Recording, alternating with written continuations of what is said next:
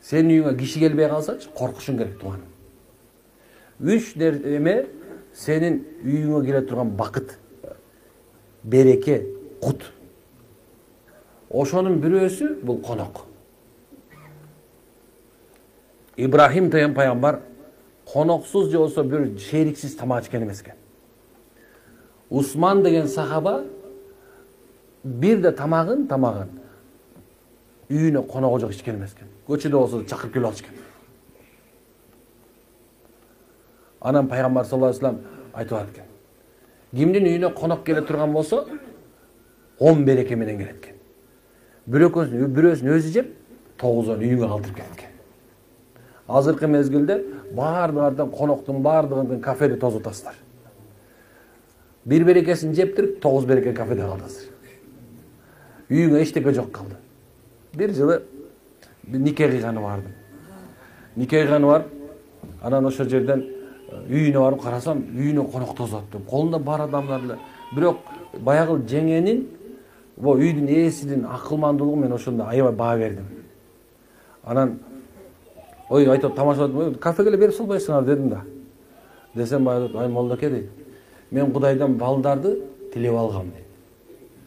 Эми ушуну аял алып, бала небере көрүп ушу жерде. Анан ошол укусуна чуркап, бу этегим май болушун каалагам дейт.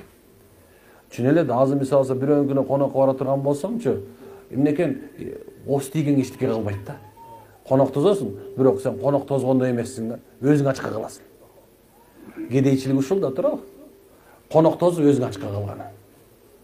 Ана ошол аялдын ошол эженин айткандан кийин, чын эле кыргыздын үйүнө конок тозуп, этеги май болбосо, ошол үйдө кой союлуп, мал союлуп, ошол жерде бакка-шакка болуп турбаса, өзү көркү жок кыргыздынчы. Вот биздин калпагыбыздычы көркү түгөнөт. Ошо сенин үйүңөргө конок тозула. Кимдикине келбей калса корккула дегеним, анткенсе ошол үйдө бир береке жок калат. Эки жүздүү сараң, жанагындай бир текебер адамдардын үйүнө конок келиши мүмкүн эмес экен. Алла Таала кимдиге жакшылыктарды бул дүйнө үзгүсү келсе, анын үйүнө жоро жолдошу да кирбей калат. Туугандары келбей калат. Кошунасы кирбей калат. Кошунаңардыкына киргиле. Эчтеке болбосо да тыкылдатып кирип, үйүнө кирип. Эми баягы такылдатпастан кирип ал эле, кирип чай кой деген болбойт. Баягы тыкылдатып, ассаламу алейкум деп акыбалын билип коюп туруш керек. Анткенсе сен кимдикине кирсең, сен кимдикине катышсаң, кандай болгон болсо, ошол береке болот.